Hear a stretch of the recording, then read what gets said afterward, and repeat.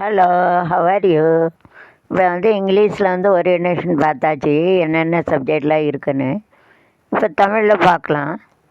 அது ஃபிலாசபினா தத்துவம், Philo plus லாஜி. தத்துவம், வாழ்க்கையில் தத்துவம் ரொம்ப முக்கியம். ரூல்ஸு, விதி, தீம், தத்துவம். இந்துனா இந்து தத்துவம், முஸ்லீம், கிறிஸ்டின், சீக்கு, பஞ்சாபி, அவங்கவுங்களுக்கு ஒவ்வொரு தத்துவம் இருக்காது. சாமிக்கு பயப்படணும், மனசுக்கு பயப்படணும். அதனால் நம்ம என்ன செய்யணும்னா, ஏதாவது ஒரு கடவுள், இது உன் கடவுள் பெருசு, என் கடவுள் பெருசு அப்படி கிடையாது. எல்லா கடவுளும் நல்லது தான் சொல்லுதாங்க, இது கெட்டது சொல்லுதாங்களா? கொலை பண்ணு, பொய் சொல்லு, களவு சொல்லு அப்படின்னு சொல்லலை. கெட்ட வழியில் போகணும், நல்லது தான் சொல்லுதாங்க. எந்த சாமினாலும் கும்பிட்டுக்கலாம், ஒன்றும் இல்லை. தத்துவம் முக்கியம். இப்போ ராமாயணம், மகாபாரதம், பைபிள், குர்ஆன் எல்லாமே நல்லது செய்யுது. நல்லது செய்தால் நல்லது, கெட்டது செய்தால் கெட்டது. கெட்டவனா அழிப்பாங்க கடவுள், இப்படி தான் சொல்லுதாங்க. அதனால் நம்ம ஃபிலாசபி வனஜா கேட்பானஜான்னு சேனல்லாம் ஸ்டார்ட் பண்ணேன். இப்போ மொபைல் ப்ராப்ளம்னால அதில் கண்டினியூ பண்ணலை. இப்போ ஓரியன்டேஷனை பார்ப்போம். தத்துவம், ஃபிலாசபி வாழ்க்கையில் ரொம்ப தேவை.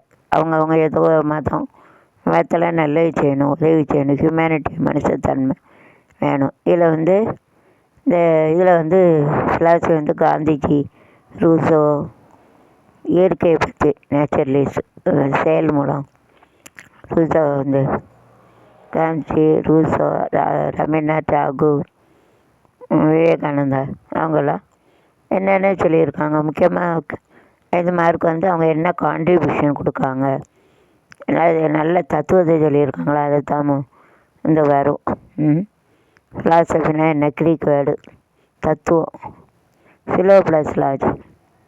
அப்புறம் ஃபிலாசபர், அவங்க என்ன கொடுத்துருக்காங்க, என்ன சொல்லிட்டு போகிறாங்க, அவங்க எல்லாம் அவங்க சொன்னது இருக்குது. அப்புறம் அந்த ஃபிலாசபி நம்ம ஸ்கூல் பிள்ளைகளுக்கு எப்படி பயனுள்ளது, காலேஜ் பிள்ளைகளுக்கு. அதுதான் ஸ்கூலில் ஒரு சிவிக்ஸ் பாடம் இருக்கா, வேல்யூ எஜுகேஷன். வேல்யூ போய்ட்டுனா எல்லாம் போய்ட்டு, மதிப்பு, கேரக்டர், அதெல்லாம் மோல்டு பண்ணுது, உருவாக்குது கல்வி திட்டம். அதான் ஃபிலாசபி வச்சுருக்கோம். அந்த ஃபிலாசபி தத்துவம் என்னென்ன ஃபாலோ பண்ண அப்படி இருக்கும், பண்ணலாம் அப்படி தத்துவங்களை ஃபாலோ பண்ணும், அதை கொடுக்குது.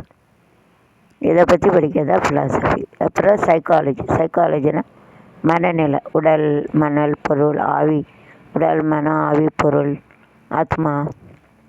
இதை பற்றி படிக்கிறதா சைக்காலஜி ரொம்ப சைக்காலஜி என்வைரன்மெண்ட்டு, சூழ்நிலை முக்கியம். சூழ்நிலை நல்ல சூழ்நிலை இருந்தால் தான் மனுஷன் நல்லா வர முடியும். நல்ல சூழ்நிலைன்னா கஷ்டம், மென்டலி ரிட்டார்டட் ஆகிடுவாங்க. டிப்ரெஷன், தோல்வி. அந்த என்கரேஜ்மெண்ட் இருந்தால் சக்ஸஸ் ஆகும். ஒரு டீச்சர் பிள்ளையை பாராட்டிக்கிட்டே இருந்தால் தான் நல்ல லெவலுக்கு வரும். அவர்கிட்ட தட்டி பேசினா, அம்மா அப்பா யாருனாலும் தட்டி பேசினா பேர் உளுந்துரும், டிப்ரெஷன் ஆகிடும். ஃப்ரஸ்ட்ரேஷன், சூசைட் பண்ணுவாங்க.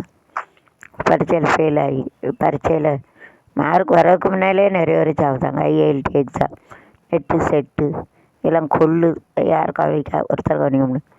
இதான் மனநிலை பாதிக்கும். மென்டலி எல்லாம் அறிவாளி ஆகுதாங்க, ஸ்லோ லேர்னரு, மென்டலி டிஸார்டர், இப்படிலாம் நிறையா இருக்குது.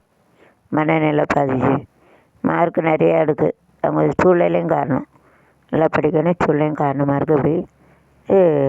அப்படி இருக்குது. இப்போ இதெல்லாம் பற்றி கேட்குறது ஃபிலாசபி, தத்துவத்தை பற்றி படிக்கிறது. அதில் நிறைய பேர் சோதனையெல்லாம் பண்ணியிருக்காங்க.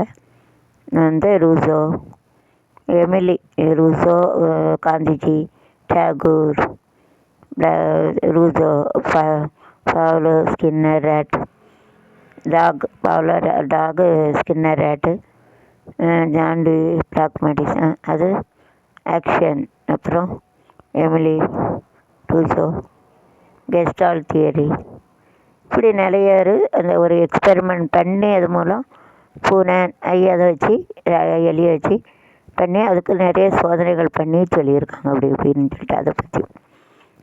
அப்புறம் சைக்காலஜி எப்படி டிப்ரெஷன் ஆகுது, ஒரு மார்க் எடுக்க வைக்க, அதை பற்றி. சைக்காலஜி ஆஃப் லேர்னர், ஒருத்தர் நல்லா படிக்கலைன்னா மற்ற எல்லாம் அவனுக்கு நல்லா இருக்கும். இந்த கார் ஓட்டுறதில்ல, மற்ற லேஸ்கனில் எல்லாத்துக்கும் கடவுள் வேறு வேறு திறமை கொடுத்துருக்கு. ஒரே திறமை வச்சுன்னா உலகம் ஓடாது. இன்ஜினை மட்டும் இருந்தால் உலகம் ஓடுமா? இல்லை வேணாம், அதுக்காக அப்படி கொடுத்துருவாங்க. அதுக்கப்புறம் சைக்காலஜி. ஒரு பிள்ளைக்கு டீச்சரோட சைக்காலஜி எப்படி புரியணும், எப்படி டெஸ்ட்டு, நிறைய டெஸ்ட் இருக்காங்க. கேஸ் ஸ்டடி, அனட்டாட் இருக்காடு, ஹியூமிலேட்டிவ் இருக்காடு, இதை வந்து திரள் பதிவேடு, வருக, பல ஆஸ்பெக்ட். கேஸ் ஸ்டடி ஃபிசிக்கல் மாறுது, உடல், சோசியல் வச்சு கேஸ் ஸ்டடின்னு ஒன்று இருக்குது. ஹியூமிலேட்டிவ் கார்டு இங்கிலீஷில் சொல்லலை, அதை நோட் பண்ணிக்கோங்க. இந்த பல வேரியஸ் ரெக்கார்டு, என்னென்ன ரெக்கார்டை வச்சு பிள்ளைகளை கண்டுபிடிக்கலாம், மார்க் எப்படி எடுக்கலாம், மற்றையில் எப்படி இருக்கான், இதை வச்சு அவனுடைய வாழ்க்கை தர உயர ஜாப் ஓரியன்டேஷன் இது பண்ணுது. அதுக்கப்புறம் உள்ளது வந்து கரிக்குலம், ஓவரால் சிலபி, எல்லா சிலபஸ் பாடத்தையும் ஒன்றா கொடுத்தது தான் கரிக்குலம்.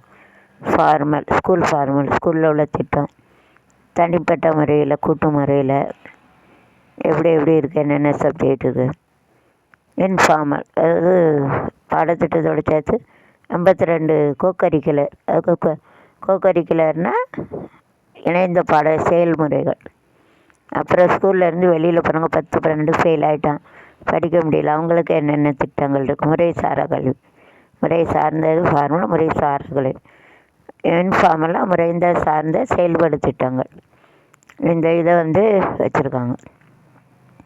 இந்த கரிக்குலத்தில் வந்து என்னென்ன இருக்குது, என்னென்ன பிரிவு இருக்குது. ஸ்டேட் போர்டு, சென்ட்ரல் போர்டு, மாநில மத்திய சர்க்கார், சின்ன ஸ்கூலில் என்னென்ன படிப்பு, பெரிய படிப்பு என்ன, ஜாப் ஓரியன்ட் எப்படி இருக்குது, அதெல்லாம் பற்றி பிடிக்காது தான் இந்த கரிக்குலம். பாடத்திட்டம், இணைந்த பாடத்திட்டம் ஸ்கூலுக்கு வெளியே உள்ள பாடத்திட்டம், முறைசாரா கல்வி இப்படிலாம் இருக்குது, அதை பற்றி படிக்கிறது. இதில் வந்து எப்படி பாடத்திட்டத்தில் மார்க் போடுறது, ரேட்டிங் ஸ்கில், செக்லிஸ்ட்டு, அப்படிலாம் நிறையா இருக்குது. ஸ்டாட்டிஸ்டிக்ஸ் எப்படி யூஸ் பண்ணுறது, மீன், மீடியம், மோடு, அதாவது இடைநிலை, மீன்னா சராசரி, மீடியம்னா இடைநிலை அளவு, முகடு, திட்ட விளக்கம், ரேங்க் கார்லேஷன், இன்னொன்று இது பண்ணுறது, அதெல்லாம் பற்றி உள்ளது வந்து அதில் இருக்கும் கரிக்குலத்தில் இணைந்த பாடத்திட்டம். அப்புறம் எஜுகேஷனல் அட்மினிஸ்ட்ரேஷன்னா நிர்வாகம் பண்ணுது. அது ஒரு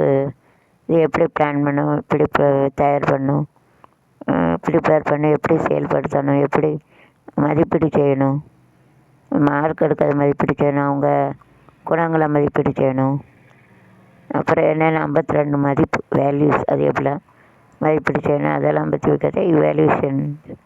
என்னென்ன இருக்குது, ஒரு வார்த்தையில் விடையிலே சுருக்கிய விடையிலி, பெரிய கேள்விகளுக்கு இடையிலே, இல்லை என்னென்ன வகை இருக்குது, விகிதம் எப்படி செக்கு பண்ணணும், என்னென்னலாம் பயன்படலாம், ratio scale, rating scale, interval கால அளவு, ரேஷியோன்னு விதப்படுத்தணும், ரேட் பண்ணணும், ரேட்டிங்னா தர அளவுகோல், செக்லிஸ்ட்டை வந்து செக்குன்னா அவங்கள செக் பண்ணணும், சரி பார்த்தேன். இதில் 5 கதை எப்படி யூஸ் பண்ணணும். அதுக்கப்புறம் ஸ்டாட்டிஸ்டிக்னா புள்ளியல்னா முகடு, மீன்னா சராசரி, மீடியன்னா இடைநிலை அளவு, மோடுனா முகடு, திட்ட விலக்கல், ஸ்டாண்டர்ட் டிவிஷன், இதெல்லாம் பற்றியெல்லாம் படிக்காத இருக்குது ஸ்டடியில். அதுக்கப்புறம் guidance and counsellor, diagnostic, remedial மெஷர்மெண்ட்னா என்ன, அது வந்து ஆராய்ச்சி முறை எப்படி கிளினிக்கல் முறையில் வந்து யூஸ் பண்ணுறாங்க. அதே போல்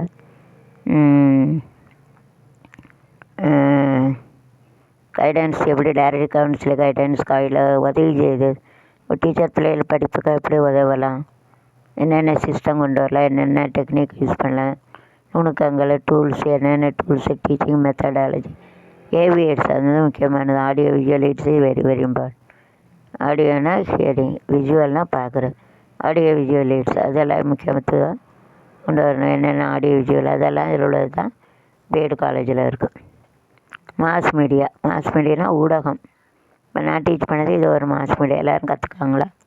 through this all study, that is a mass media. It reaches to crore of people in India and world. இதுதான் மாஸ் மீடியா, ஊடகம், பேப்பரு அதுலேயும் கிடைக்கும். இதுதான் இதே மூலம் இப்படி கற்றுக்காங்க, அதெல்லாம் பார்த்து படிக்கிறது. அப்புறம் பெர்செப்ஷன், இமேஜினேஷன், அப்புறம் அனாட்டாட்டா ரெக்கார்டு, செக்லிஸ்ட்டு, இன்ஸ்கல், இப்படி பல இதெல்லாம் அதில் இருக்கும். சரிங்களா? கைடன்ஸ், கவுன்சிலிங், டைரெக்டாக கவுன்சில் கொடுக்க இன்னும் டைரக்ட் கவுன்சிலிங் இப்படிலாம் இருக்குது. நேரடி ஆலோசனை இது. அப்புறம் அப்சர்வேஷன், எப்படி அப்சர்வ் பண்ணால் க்ளோஸ் டு ஓப்பன், திறந்து மூடு, ஒருத்தர் எப்படி அப்சர்வ் பண்ணால் அவங்க எப்படி இருக்குது பிள்ளைகள் அப்படி அப்சர்வ் பண்ணுது. இப்போ டீச்சர் வந்து ஒரு ரோல் வந்து என்ன இருக்குது, டீச்சர் வந்து எப்படி பிள்ளைகளுக்கு கைடன்ஸ் கவுன்சிலாம் கொடுக்கணும். அவங்க வாழ்க்கை டீச்சர் கையில் தானே இருக்குது, பிள்ளையோட வாழ்க்கை அதை பற்றி இருக்கதான் கைடன்ஸ் அண்ட் கவுன்சிலிங். அப்புறம் அட்மினிஸ்ட்ரேஷன் எப்படி பண்ணணும் அதை பற்றி. இன்னொன்று என்வரான்மெண்டல் எஜுகேஷன், அதாவது environmental education out of seat affected, சுற்றுச்சூழல் கல்வி, அது எப்படி ஏதா pollution out of seat affected, சுற்றுச்சூழல் கல்வியால் சூழ்நிலை எப்படி பாதிக்கு, அதான் என்வரான்மெண்டல், சூழல் இம்பார்ட்டன்ட், அதை பற்றி டீட்டெயிலாக படிக்கலாம். அதுக்கப்புறம்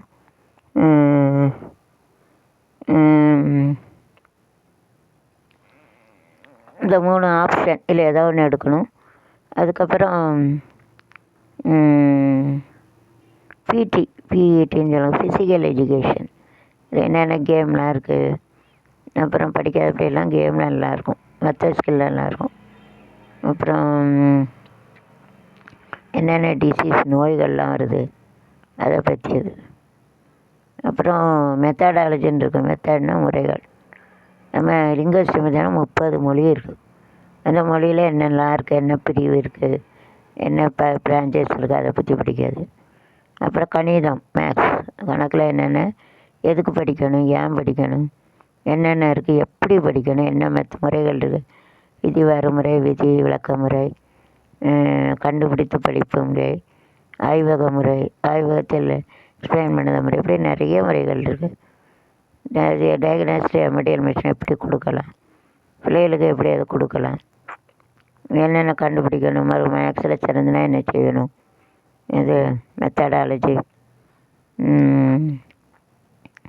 கணக்கில் ஸ்டாட்டிஸ்டிக்ஸ் இருக்குது, மீன் மீடியன் மோடு, அதெல்லாம் ஒரு கடை வரும் 16 கார்டு. அதுக்கப்புறம் சயின்ஸில் அதே போல் ஏன் படிக்கணும், எதுக்கு, சயின்ஸில் என்ன இருக்குது, ஃபிசிக்ஸ், கெமிஸ்ட்ரி, பயாலஜி, இதெல்லாம் ஏன் படிக்க, ஒவ்வொரு பாடத்தில் உள்ள கண்டென்ட்டும் தெரியணும். அதுக்கப்புறம் ஒன்று எப்படி சொல்லிக் கொடுக்கலாம், ஒவ்வொரு மெத்தடையும் எப்படி நம்ம பிள்ளைகளுக்கு சொல்லிக் கொடுக்கணும். ஒன்று ஒரு மெத்தடுக்கு, கணக்குக்கு ஒரு மெத்தடு, ஹிஸ்ட்ரிக்கு ஒரு மெத்தடு, ஜோகிரஃபிக்கு ஒரு மெத்தடு, ஒவ்வொரு மெத்தடை பற்றி படிப்பேன். ஹிஸ்ட்ரினா வரலாறு, ஜியோகிரஃபி எது நடந்து எது நடக்க போகுது, உலகத்தில் உள்ளது ஏன் சேஞ்சு கொண்டு வரணும், 5 வருஷம் கழிச்சு ஏன் மாற்றணும், போர்ஷன் எதுக்கு மாற்றணும், இதெல்லாம் பற்றி படிக்காத அதில் வருது. ஆர்ட்ஸு அதை வச்சு சம்பாதிக்கலாம், மியூசிக்கு அதை வச்சு கோடிக்கணக்கு சம்பாதிக்கலாம். ஒரு பிள்ளைகளுக்கு நல்லா ஒரு நாடகம், இது ஸ்கூலில் ஆனுவல் டேயில் எல்லாம் வைக்காங்க. அந்த பிள்ளைகளுக்கு ஒரு கான்ஃபிடென்ஸு, அவங்க சொந்த காலேருந்து சம்பாதிக்கிறாப்புல பல நம்முடைய இந்திய நாட்டு கல்ச்சர், பண்பாடு, என்னென்ன ஆக்டிவிட்டீஸ் இருக்குது அதெல்லாம் அப்புறம் கேம்ப் வைப்பாங்க. கேம்பில் எல்லாம் சொல்லிக் கொடுப்பாங்க, என்னென்னலாம் பாட்டு எல்லாம் சொல்லிக் கொடுப்பாங்க, இதெல்லாம் உண்டு. பிஎட்டை பார்த்தா உலகமே அதில் இருக்குது. இப்படி ஐஏஎஸில் பரீட்சை எழுதுவாங்க, உலகத்தில் எல்லாம் தெரியும். அதே போல் தான் பிஎட்லேயும் எல்லாம் தெரியணும், சும்மா கிடையாது. Vanaja MSc maths, BEd, MEd, MPhil, education, கலைகள், டான்ஸு, ட்ராமா. அந்த இதை வந்து எங்கள் அப்பா அம்மாவை தான் சார், எங்கள் அப்பா இல்லை, இறந்துட்டு எங்கள் அம்மா இருக்குது. எங்கள் அப்பா தான் என் பெரியம்மாவை படிக்க வச்சு சம்பளம் வாங்குறான், என் சின்ன மாணவன் படிக்க வச்சு வீட்டுக்கு உதவுது எங்கள் அம்மா அப்பா தான் எனக்கு தெய்வம். எங்கள் அப்பா சும்மா என் பிள்ளை படிக்கட்டு 3 லட்சம் திரும்பி 30 லட்சம், அதனால தான் நான் உங்கள் முன்னால் பேசிக்கிட்டு இருக்கேன். எங்கள் அப்பா ரொம்ப திறமைசாலி, 8 லட்சம் கோயில் கொடுத்துருக்காரு, 7 லட்சம் எல்லாத்தையும் கொடுத்துட்டாரு. இளைய பெருமாள் டீச்சரை பற்றி அவர் எழுதி குடிப்பார். என் பிள்ளைய நீ படிக்க வச்சார், 3 லட்சம் செலவழிச்சு. அதனால தான் நான் உலகக்கே டீச் பண்ணிட்டு கொடுப்பேன். ரொம்ப நன்றி, தாய் தப்பனை பெருமைப்படுத்தேன். இது எங்கள் அம்மாவுக்கும் டீச்சரு, குழந்தை பிள்ளை வேலை பார்த்தாங்க, செல்வடி. அவங்களும் நல்லா திறமை. எங்கள் அம்மா வந்து சிங்கரு, டான்ஸரு, பாடகி. அப்போவுமே எங்கள் அம்மாவுக்கு ட்ரம்மு ஒரு ட்ரங்கு இருக்கும், அது நிறைய சர்டிஃபிகேட் இருக்கும். அதனால தான் அந்த திறமை எனக்கு திறமை வந்திருக்காது. அதே போல் எங்கள் டீச்சரு, ஸ்கூல் டீச்சர் எல்லாம் காலேஜ் வரைக்கும் எனக்கு என் திறமையை நோக்கி எனக்கு நிறைய பிச்சை போட்டு எல்லாம் டீச்சர் பாதி வரை இறந்துட்டாங்க. எங்கள் அப்பாவும் ஆத்மா சந்தோஷப்படப்பில்ல உலகுக்கு டீச் பண்ண சந்தோஷமாக இருக்குது. எங்கள் அப்பா அம்மாவுக்கு ரொம்ப நன்றியை தெரிவிச்சுக்கிறேன். உலகுக்கு எடுத்துக்காட்டு சொல்லிக்கிறேன். எனக்கு ரொம்ப பெருமையாக இருக்குது. என்னை திறமையை வளர்த்து தாய் தப்பன திறமையாக வீடும் கட்டுறேன், புது வீடு. தேங்க்யூ. இதெல்லாம் எங்கள் அப்பா அம்மா கொடுத்த பிச்சை எனக்கு. அந்த எனக்கு மூளை கொடுத்து என்னுடைய டீச்சர்ஸ் பாதி வரை இறந்துட்டாங்க. அவங்க ஆத்மாவே எனக்கு ஆசீர்வாதம் கொடுக்கும். பைசா பெருசில் பெருமையாக இருக்குது. Thank you very much. அப்புறம் யூடியூப் காட்ஃபாதருக்கு ரொம்ப நன்றி. எங்கள் அம்மா அப்பா எனக்கு இந்த உலகுக்கு அறிமுகப்படுத்தின எங்கள் அம்மாவோ உலக அறிவுறுத்த யூடியூப் காட்ஃபாதருக்கு ரொம்ப நன்றி. ரொம்ப நன்றியை தெரிவிச்சுக்கிறேன். Thank you very much. தமிழ் வரைண்டு முடிஞ்சிட்டு இப்போ ஹிந்தியில் கொஞ்சம் ரெஸ்ட் எடுத்துகிட்டு ஹிந்தியில் bye see you all see you to all bye C.